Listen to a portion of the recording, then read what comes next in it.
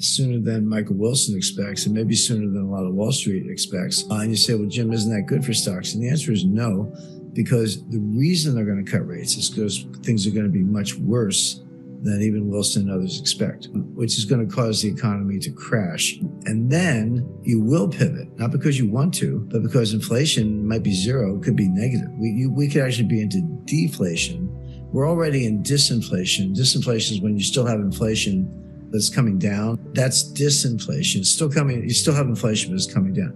Deflation is when prices actually go down. Inflation is negative. It's not a question of going up at a slower rate. It's a question of actually going down. And then that feeds on itself. That's a central banker's worst nightmare, because people say, why should I buy anything? I'll just sit in my money and wait for the price to come down, maybe buy 6 months from now, or maybe wait a year. And then that feeds on itself. And then unemployment goes up, businesses shut down, stock markets crash, et cetera.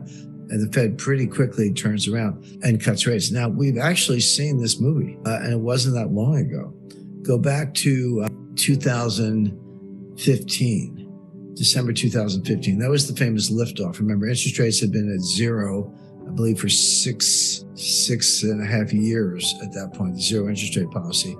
And then Janet Yellen raises interest rates 25 basis points. Okay, it was a baby step, but at least they went up for the first time in 6 or 7 years. And it actually was longer than that, because they were at zero for 6 years, but there was a series of cuts to get to zero. So the last time they had raised rates was even further back. That was like 2006. So that was more like 9 years. So she raises interest rates 25 basis points and then waits a year. The next rate hike was December 2016. They waited a whole year just to go 25 basis points more, almost as if they would have been embarrassed if they had done nothing in all of 2016. I think it was the only reason they did it. But then when Powell came in 2017, that tempo picked up. It was like kind of nothing burger for a year and a half.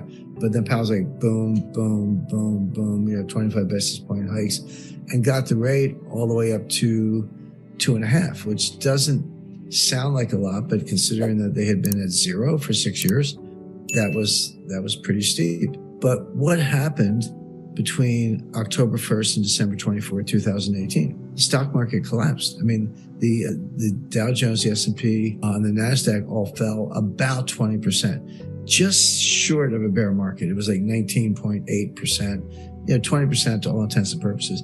But that was in less than 3 months. And the Fed kept raising rates in the middle of the stock market crash. This shows you how out of touch they are and how behind the curve they are. So the last rate hike was December 14th or 15th. They got to look at the calendar. It was right around the middle of December, 14th or 15th. Even after 2 months of crashing stock prices, they raised rates one last time. They just kept going, and kind of what we were talking about earlier. And then finally on December 24th, what I call the Christmas Eve Massacre, the NASDAQ fell 3% in one day. The Dow was like about 1.8%, S&P was over 2%, and the NASDAQ was 3%. And then the Fed got religion, like, oh, we went too far. We're the last to know, as always. So early January 2019, Powell said, use the word patient. It's one of those code words. Patient means we're not going to raise rates unless we tell you. So they were on pause. And then by late 2019, they cut rates. And then along came COVID. And by March 2020, they were back to zero. You had this huge round trip from zero in November 2015 to about 2.25, 2.5 in DC 2018, back down to zero by March 2020. What was that all about? Well, the Fed went too far, didn't know what they were doing. The economy was weaker than they expected, and they raised rates. So bring that scenario forward to today. I feel like I'm watching the same movie, which is, okay, the Feds, they got the gumption, they raise rates. Now they're much higher than they were in 2018, but they're flying into a hurricane. They're flying into a very weak economy, seen by a lot of metrics: housing starts, global trade, ISM surveys, industrial output, inventories. There's tons of negative data. It's not the kind of thing that doesn't make their headlines the way CPI does, but it's all there. It's hard data. So it looks like a bigger, better version of what happened in 2018, and I would expect a worse outcome. So my point is, the Fed may in fact cut rates sooner than Wall Street expects, sooner than Michael Wilson expects.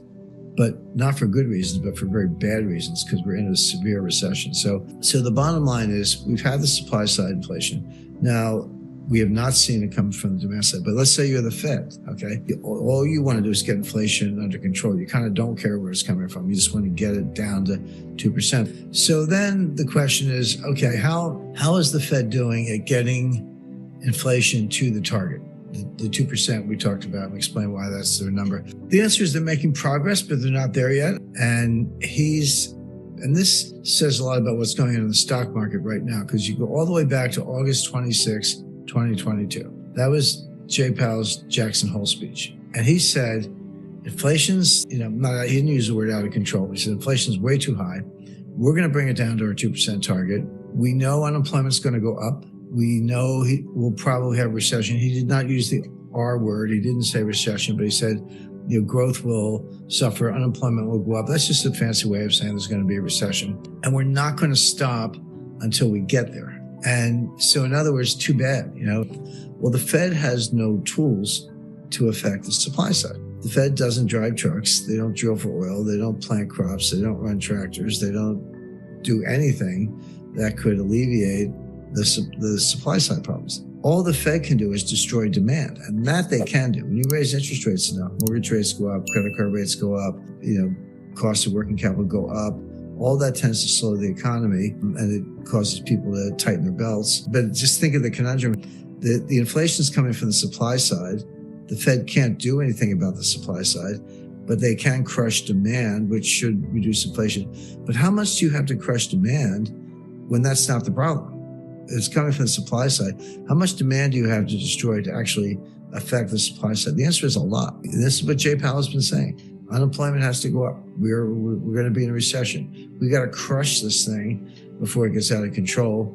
And you got to crush it even more, because that's not even where the inflation is coming from. It's coming from the supply side. Supply chain bottlenecks have been alleviated to some extent, not completely by any means. And it was always a case of popping up here and there. It's not like you went into a supermarket and all the shelves were bare. It wasn't East Germany in the 1950s, but something would be missing. It could be the peanut butter one day, or the canned goods the next, or spaghetti the week after that. That has alleviated to some extent, not completely. But again, the reason it has been alleviated is a very bad one, which is that demand is down. In other words, the Fed is destroying demand, so people are buying less. So, grocers and retailers and boutiques and suppliers are able to keep more things on the shelf, not because all the logistics problems have been solved, but because the demand is down, because that's what the Fed's doing. So supply chain better, yes, but for good reasons or bad reasons? Well, it's for bad reasons, because demand is down.